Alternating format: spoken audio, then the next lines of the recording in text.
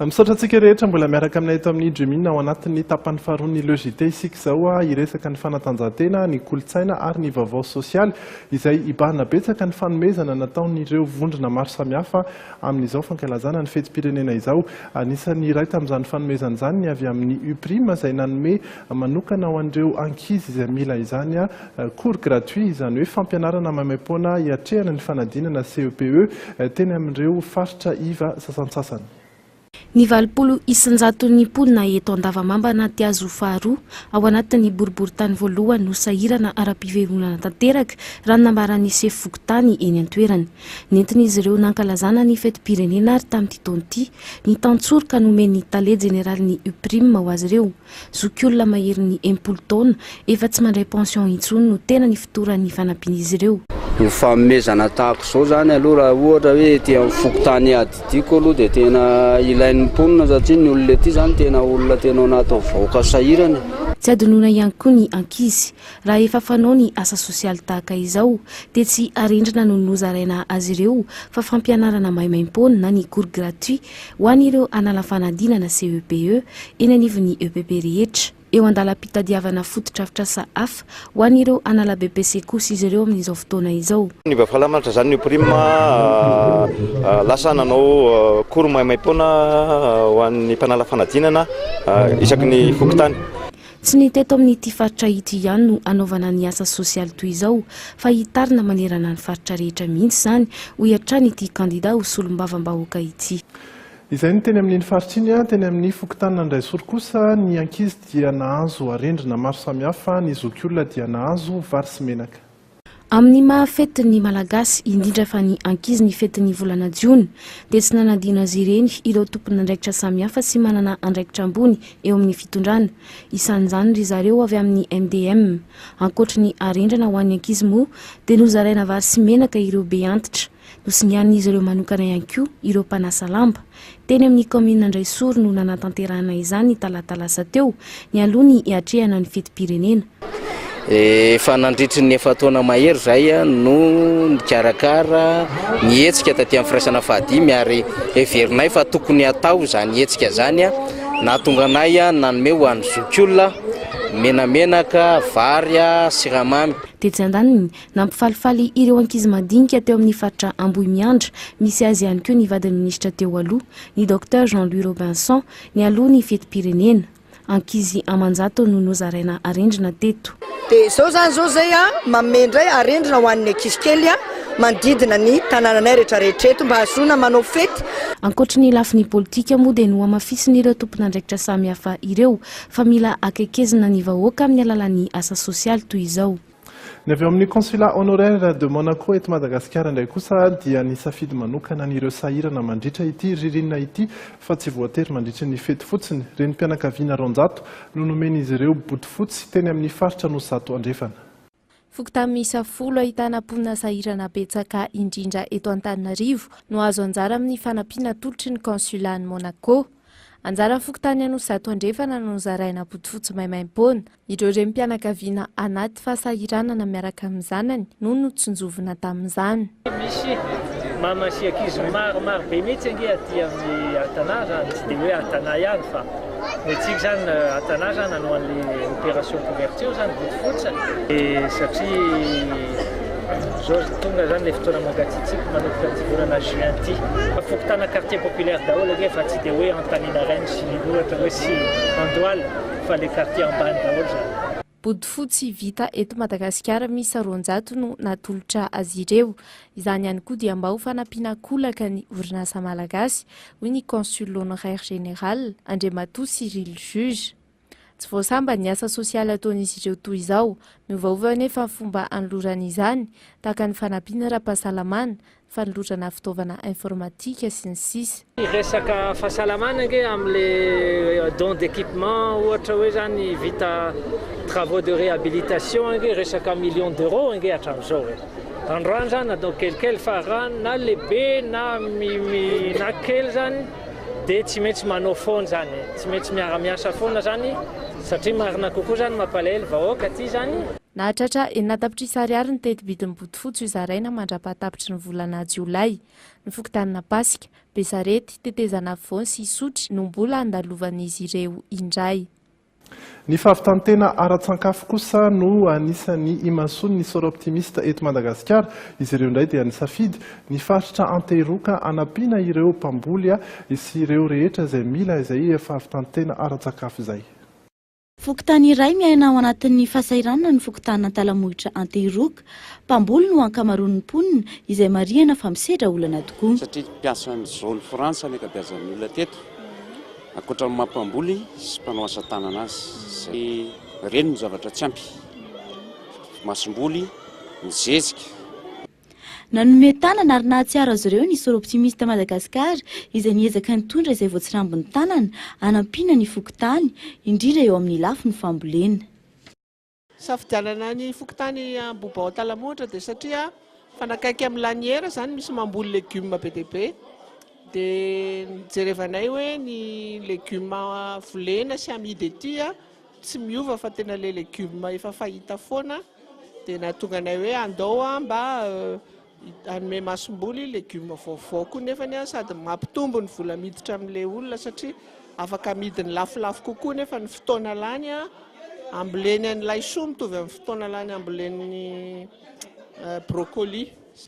Niavaka ny tolotanana satria ankoatra ny menaka sy ny paty dia nisy ihany koa ireo torohevitra sy ireo kojakoja maro ary ny vatomamy nomena ny ankizy madinika. Isany tanjony fikambanana sora optimista tamin'ity taona ity momba ny hoe fahaleovantena ara-tsakafo dia anisany anankiray antony nahatongavanay ety zany satria ety nitanay fa mpamboly legioma be indrindra dia anisany zany mpamboly legioma dia izay no nampahatonga anay nanao an'izao fanomezana izao. Mbola hiverenantsika ihany izay vaovao avy eto an-toeran'izay afaka fotoana fohy fa izao aloha sika hijery ireo fintiny vaovao avy any ivelany. Miaina amin'ny alalan'ny taovam-pisefoana artifisialy i Nelson Mandela amin'izao fotoana izay no fanambarana farany. Ny filoha afrikana tatsimo Jacob Zuma dia nanafoana ny diany tokony ho an'ny Mozambika raha izy avy nitsidika ny Nelson Mandela teny amin'ny hopitaly. Ny atsara noho ny omaly alina izy kanefa mbola marefo dia marefo hoy hatrany ireo filazam-baovao ao Afrika Atsimo. Mitombo hatrany ihany koa ireo voninkazo sy fankasitrahana maro samihafa aterin'ireo vahoaka izay azo atao hoe efa mivona ihany ny amin'ny andaozan'ity olomanga ny firenena 470 taona ity. Ato Afrika ihany koa ny filoha Amerikana Barack Obama amin'izao fotoana tao Senegal izy dia nilaza ny vavaka manokana ho an'i Nelson Mandela. Olomanga n'izao tontolo izao mihitsy izy ary tsy izao rery no mihevitra an'izany hoy izy. Raha andao antsika izy dia azo antoka fa mamela zavatra tsara ho an'ny taranaka ho an'ny taonjato maro manaraka rehetra. Momba ny diany filoha Amerikana aty Afrika indrindra dia anisany hotsidiany ny nosy ny Gore. Manatantara tokoa ity nosy ity satria teto avokoa no natoby ireo andevo afrikanina ho alefa tany Etazonia fahiny. Amin'izao fandalovany filoha mainty hoditra Amerikana voalohany izao dia mikarakara fatratra ny tompon'andraikitry ny nosy manatsara ny tanàna. Donc si lui, en tant que président des États-Unis, il prend la peine de venir à Gorée, de revivre un peu tout ce que ses ancêtres ont vécu, donc je me dis que c'est quand même quelque chose. Ny fianakaviana Obama manontolo no avy eto an-toerana ary hijery manokana ity tranobe fitobian'ireo andevo ity. Ho feno fihetsepo tokoa ny filoha tonga eto na izany aza dia miaramila anjatony no nalefa iambina izao fitsidiana izao satria ny filaminana ihany koa no voalohany indrindra tandrovana eto. Nandresy ihany koa ireo mpivady homosexuel any Etazonia no foanany fitsarana avo ny lalàna napetraky ny fanjakana sasatsasany ao Etazonia izay mandrara ny fanambadian'izy ireo. Ity fitsarana avo ity kosa dia manapaka ho an'ny fanjakana Amerikana rehetra ka nilaza fa mamingana ny fahalalan'ny mponina rehetra voalaza anaty lalam-panorenana ny lalàna toy izao ka tsy maintsy ho foanana. Niverina malalaka indray zany ny fanambadian'izy ireo raha no ezahiny ny fanjakana sasany toy ny tao Kalifornia no rarana.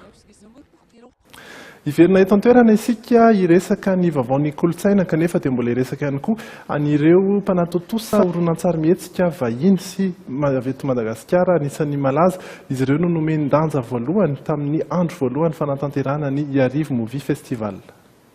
Nanomboka androany Iarivo Movie Festival izay karakarainy Ity Movie. Ny fampiratiana ny sary mombamomba n'ireo mpanatotosa 2020 izay isantsangany eo amin'ny sary mihetsika noho ny mba toerana ho an'ny androany maraina. Nisan'ny be mpanontany zao atao amin'ny Orson Welles zao vitsy zany no olona mbola mahafantatra anazy io zay olo io. Orson Welles nefany anisan'ny film an'Uranga io zany anisan'ny référence amin'ny école du cinéma iraka zao tontolo zao zany. Rehefa hianatra cinéma ianao zany karaha mbola tsy nahita film an'izy io zany dia tsy afaka hanao cinéma fa ao anatin'io zany misy ny terme cinéma be da be sy ny valeur de plan resaka cinéma zany. Ahitana ny mikasika ny Raymond Rajaonarivelo ihany koa izany izay fantatra tamin'ny fanatotosana ny horonan-tsary Tabataba. Raymond Rajaonarivelo zany réalisateur malagasy izay anisany nanamarika cinéma malagasy zany tsy ny cinéma malagasy ihany fa cinéma africain indrindra satria izy ny réalisateur malagasy voalohany niakatra tamin'izany festival de Cannes zany.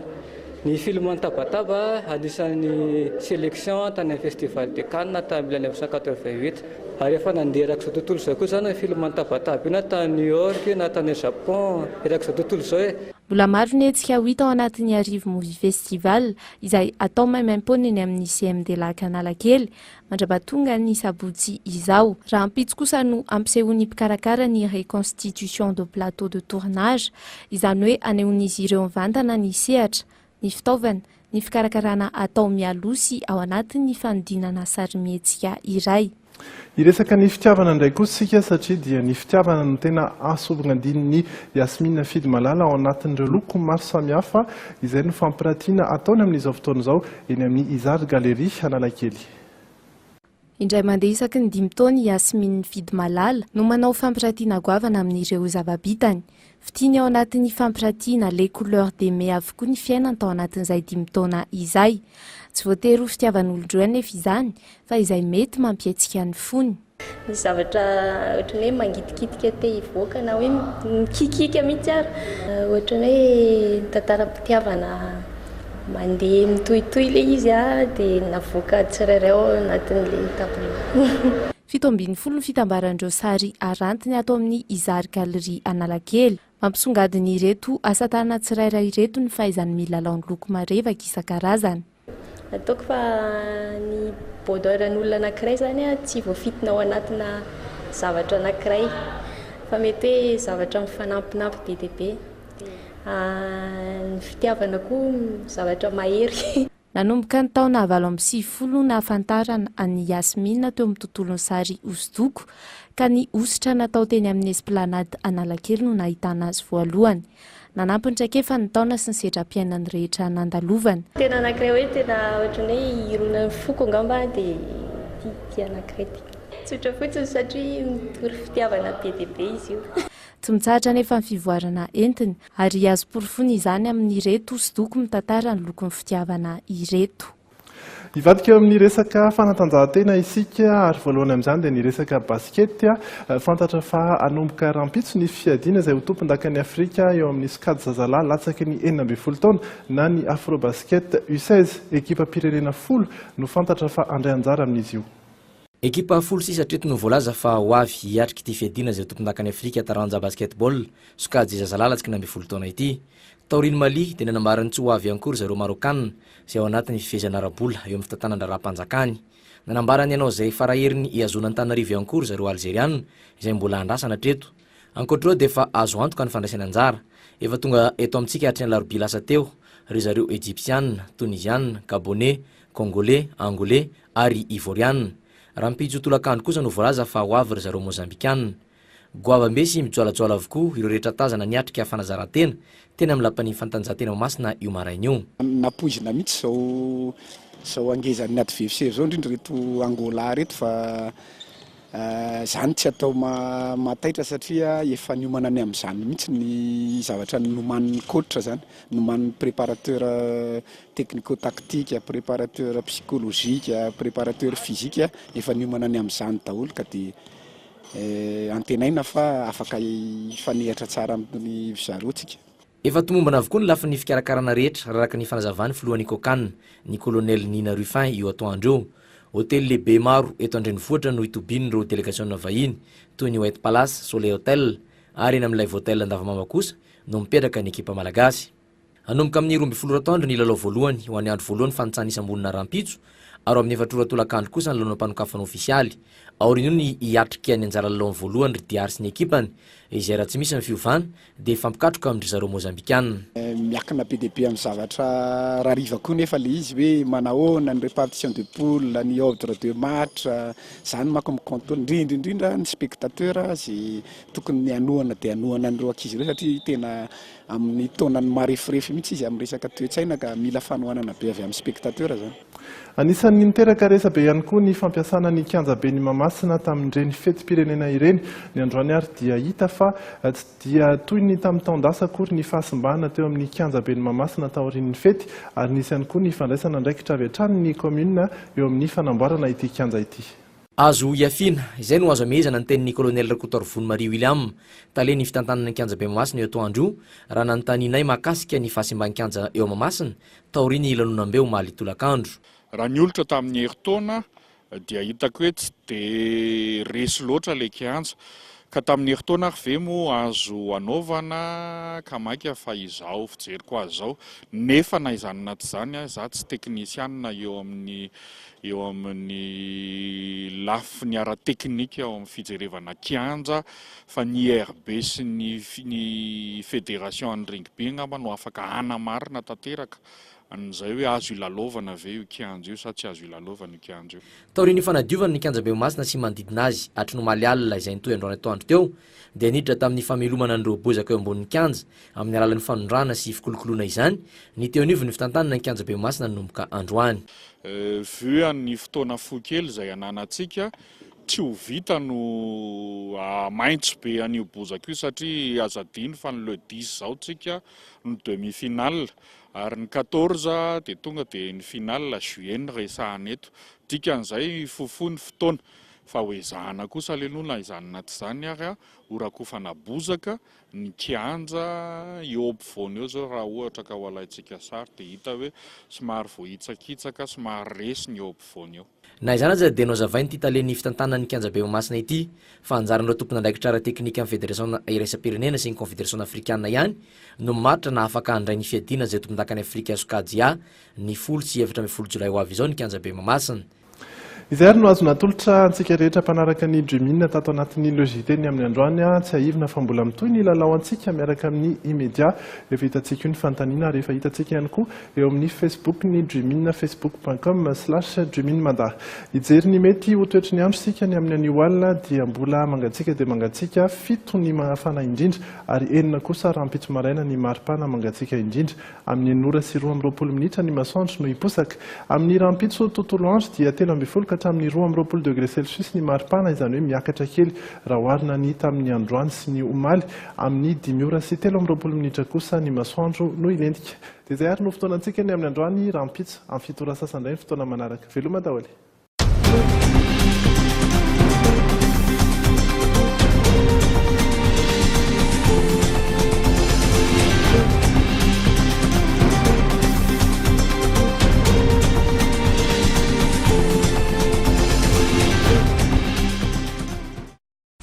Immédiat, l'école de l'art de multimédia Mbatoum Tsangan, téléphone 26 250 86, vous a présenté. Au cœur de l'actualité du JT, en roulant avec Continental Auto. RTL, Nanucha Wanoteu. JK Group vous présente. Ni le JT, miarakam ni art de vivre.